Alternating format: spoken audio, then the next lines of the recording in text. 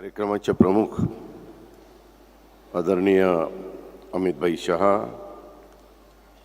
आपल्या राज्याचे मुख्यमंत्री देवेंद्रजी फडणवीस, उपमुख्यमंत्री एकनाथरावजी शिंदे, केंद्रीय राज्यमंत्री मुरलीधरजी मोहोळ, सभापती राम शिंदेजी, विधी मंत्रिमंडळातील माझे सहकारी चंद्रकांतजी पाटील, जयकुमारजी गोरे, योगेशजी कदम, माधुरीताई मिसाळ, चीफ सेक्रेटरी सुजाताताई सौनिक, ग्रामविकासचे एकनाथराव डवले, विभागीय आयुक्त चंद्रकांत पुलकुंडवार, उपस्थित सर्व लाभार्थी, माता भगिनी बंधू, शासनाच्या विविध विभागातील उपस्थित असणारा सर्व अधिकारी वर्ग, कर्मचारी वर्ग, पत्रकार मित्र, बंधू भगिनींनो, माझ्या तरुण मित्रांनो, राज्य शासनाच्या ग्रामविकास आणि पंचायत राज विभागाने आयोजित केलेल्या आजच्या या महत्त्वपूर्ण कार्यक्रमाला देशाचे गृहमंत्री तथा सहकार मंत्री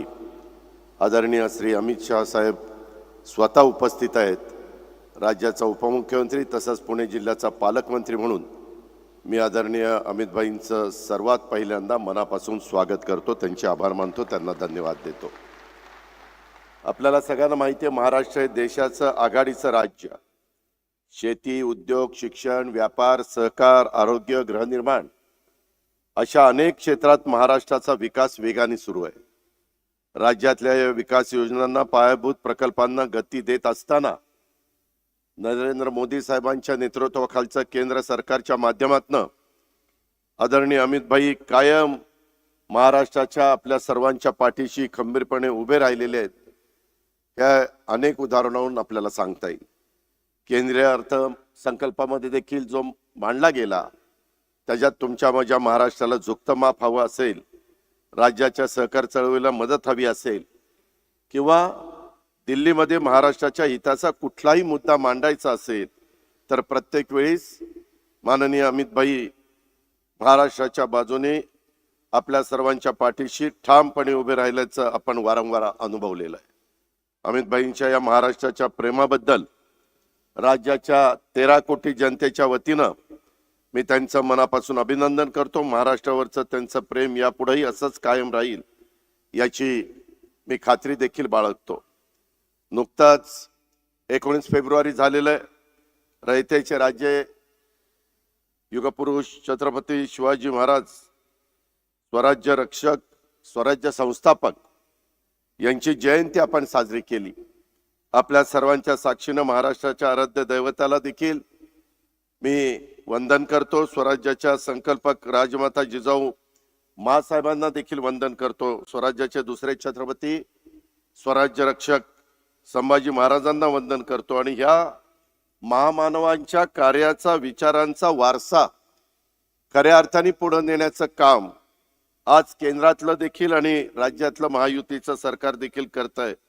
आजचा हा कार्यक्रम त्याचंच प्रतीक आहे, हे आपण सगळ्यांनी बघितलं पाहिजे. मी देखील माझ्या गेल्या 35 वर्षाच्या राजकीय जीवनामध्ये अनेक वेगवेगळ्या प्रकारचे कार्यक्रम केले, परंतु एवढ्या मोठ्या घटकाला 20 लाख लाभार्थ्यांना मंजुरी पत्र एकाच वेळेस सगळ्या महाराष्ट्रात चांद्यापासून बांद्यापर्यंत मिळतंय. मूळ कार्यक्रम तुमच्या माझ्या पुण्यनगरीमध्ये त्या ठिकाणी होतोय आणि 10 लाख लाभार्थ्यांना प्रथम हप्त्याचं वितरण एका दिवशी होतंय. हा खरोखरीच आगळा वेगळा, किंवा जयकुमार गोरेंनी सांगितलं तसं एक ऐतिहासिक आपल्या सगळ्यांच्या दृष्टीनं कार्यक्रम आहे. प्रत्येकाचं आयुष्यामध्ये स्वप्न असतं, आपलं स्वतःचं चांगलं टुमदार घर असावं, मुलाबाळांचं चांगलं शिक्षण व्हावं, संसार चांगला त्या ठिकाणी मार्गी लागावा. आणि तेच स्वप्न पूर्ण करण्याच्या करता तिसऱ्यांदा देशाच्या पंतप्रधान पदाची जबाबदारी मोदी साहेबांनी स्वीकारल्यानंतर संपूर्ण देशामध्ये 2 कोटी घरकुलं देण्याचा कार्यक्रम त्यांनी हातात घेतलाय. आमचा सगळ्यांचा प्रयत्न आहे की त्याच्यातले जास्तीत जास्त घरं तुमच्या माझ्या महाराष्ट्राला कशी मिळतील ह्याबद्दलचं काम हे आपलं महायुतीचं सरकार करतंय. आज नवीन घरात तुम्ही ज्यावेळेस बांधलं जाईल, घर चांगलं बांधून घ्या. त्याच्यात येणाऱ्या अडचणी तुम्ही तुमच्या कुठल्याही लोकप्रतिनिधीच्या कानावर घाला. सतत आम्ही देखील त्याचा विचार करत असतो. आज देखील जिल्ह्यातल्या वेगवेगळ्या भागातल्या आमच्या वेगवेगळ्या घटकाला इथं आपण पत्र देण्याचं मंजुरी पत्र देण्याचं काम केलेलं आहे आणि पंतप्रधान महोदयांचं विकसित राष्ट्राचं स्वप्न आणि प्रत्येकाला घर मिळालं पाहिजे हे त्यांचं जे काही स्वप्न आहे ते आपल्याला सगळ्यांना प्रत्यक्षामध्ये आणायचंय. त्याकरता आपण सगळेजण प्रयत्नशील आहोत.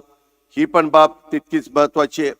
मगाशी जयकुमार गोरेंनी सांगितलं तसं शासनाचा 100 दिवसाचं जे उद्दिष्ट आहे त्याच्यामध्ये मी आदरणीय अमित भाईंना सांगू इच्छितो की राज्य सरकारने 100 दिवस एक महत्वाकांक्षी कार्यक्रम जाहीर केलेला आहे आणि यात शासनाच्या विविध योजनांना कामांना गती देण्यात येते.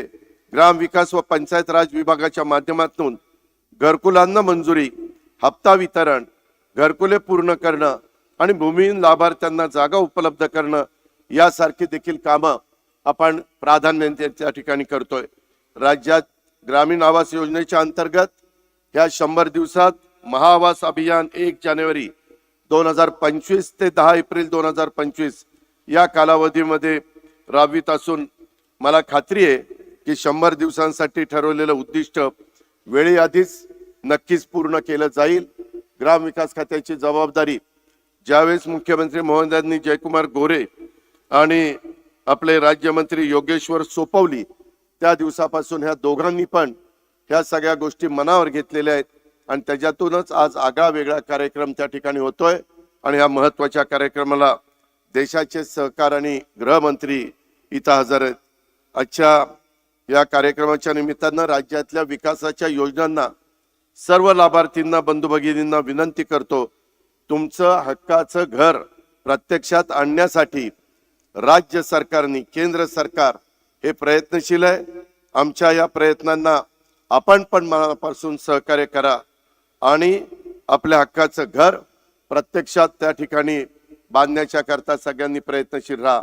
आज मोठ्या संख्येने तुम्ही देखील आलेला आहेत, जिल्ह्याच्या कानाकोपऱ्यातनं आलेला आहेत.